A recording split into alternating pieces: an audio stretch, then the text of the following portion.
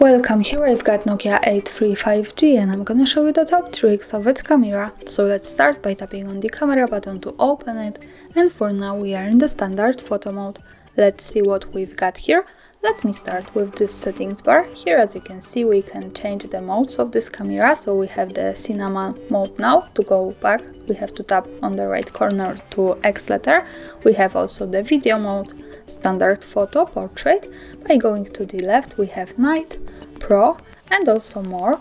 So to get access to more, we can also tap here on this button, and this is the quickest way. And here we have access to panoramic, slow motion, and the time-lapse mode. So this is a lot. I don't have much time to speak about all of these modes now. I suggest you to make experiments with that and just have a good fun.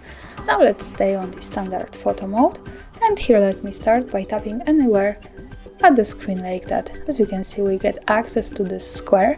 So this is the square with focusing area. We can pick where the focusing is at our picture. This is connected with the small sun icon from the right.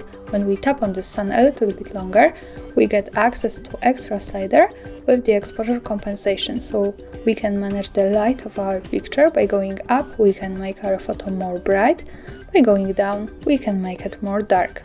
This is how it works here, and of course when we tap again anywhere, we go back to the auto settings. Now let's have a look at these buttons here. Here we can manage the lenses of this camera. Now we are on the ultra wide lens. At the center we have the standard wide lens, and then we can get closer to the macro. So this is connected also with zoom, and let me show you how to use zoom by using two fingers like that. So let's stay on the standard lens because the macro is not prepared for this, as you can see, and in this one we can use zoom like that and get closer to the subject and also go back. And now let's have a look at this button here with the volume key. So in the standard usage with the device, we can adjust here the volume. With the camera, when we tap on it, we can take a picture. So this is also one extra tip to take a photo. And now let's move to this settings bar. Let me start from the right corner. The first one button here is the flash. Here we can manage this. We can turn on flash on the auto, so the camera recognizes when it's needed, now when it's too dark. We can also here turn it on every time we take a picture. And also here we have access to the torch, so we have the fill light, as you can see. Now let me keep this turn it off, and let's move to this button, the second from the right. By just one tap here we get access to the aspect ratio of this camera. Now we are in 4:3 ratio. From the left here we have 1:1.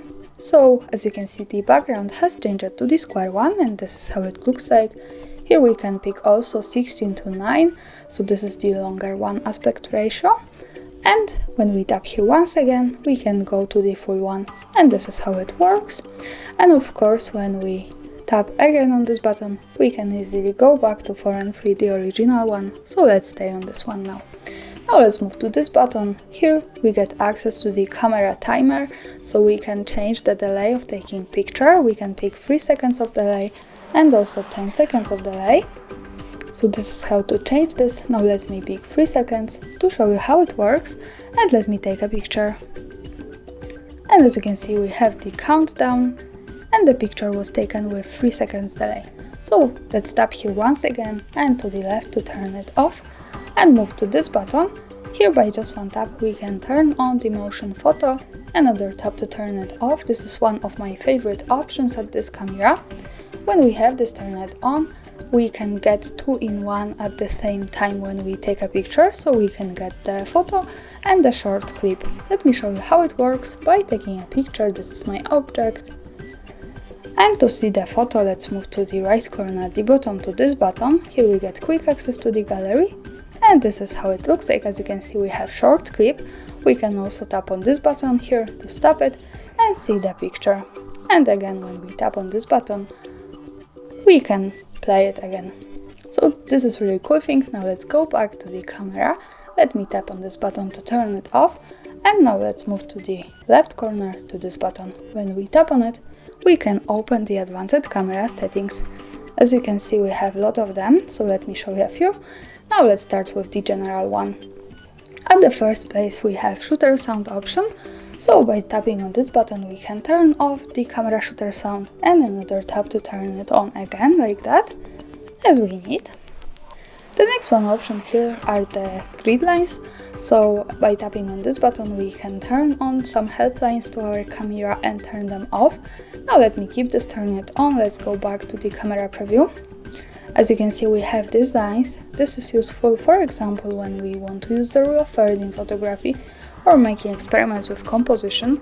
Also remember that these lines are not visible at the real picture, so when I take another photo and go again to the right corner at the bottom to the gallery, we can't see them.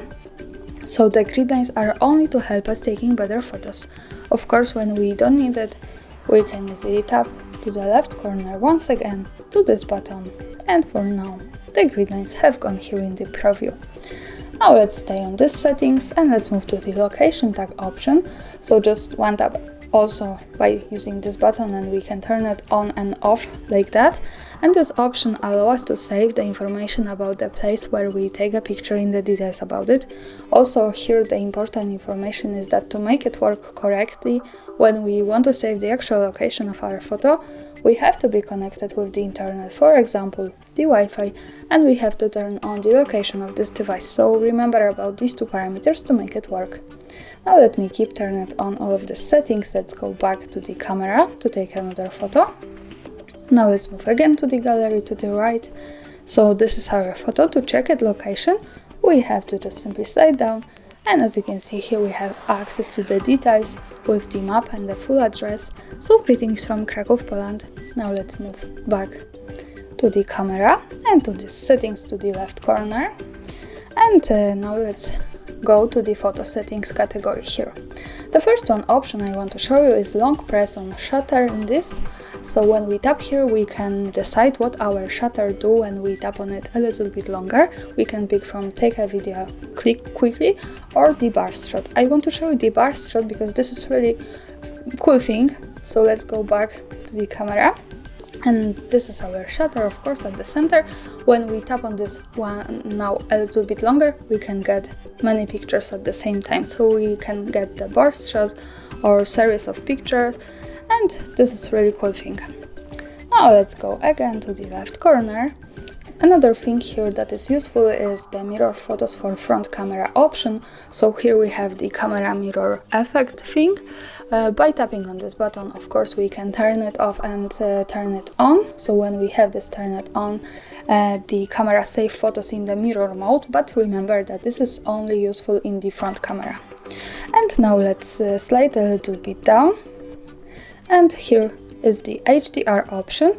By tapping on it, we can decide if we want to turn it on automatically or turn it on always. I suggest you to keep this on the automatically because now the camera recognizes when it's possible to have this, and the HDR helps to improve the details in the brightest and darkest areas of our photos. This is really cool thing and useful thing because it makes our photos just more beautiful and lightful. Now let's move to the watermark option. When we tap here, we get access to some advanced watermark settings. So we can add the personal message watermark, the device information, and also personalized image. Let me start with personal message. When we tap here, we can add our own watermark. So let me write here, for example, hard reset. And OK. And here it appears in the quick preview in the left corner at the bottom. As you can see, we have also white choice how this watermark can look like, and we can change this like that.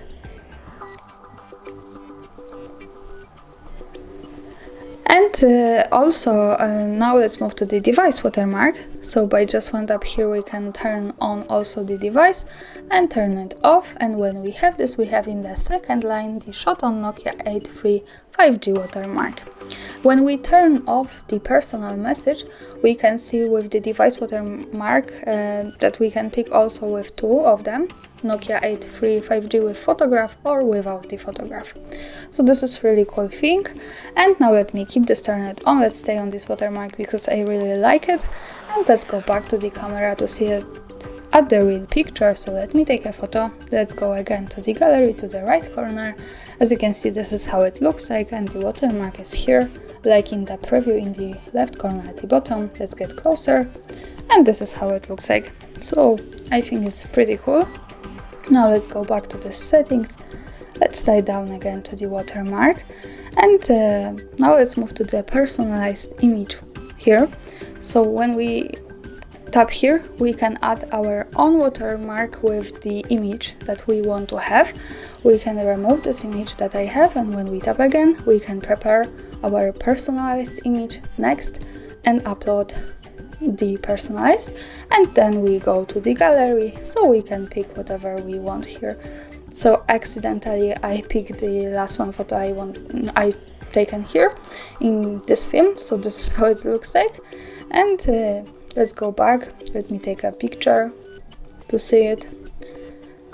And here it appears. So now we have two in one in the same way because this is the background I have, but you can add here whatever you want. Now let's move here, and after managing all of these settings, sometimes we want to go back to the auto settings to start using this from the beginning. We can do it by using the last one thing here, the reset settings option. So by just one tap, and here we can restore camera to its default settings, and okay. And now we can start using this from the beginning. And that's all. Thanks for watching, subscribe our channel and leave the thumbs up.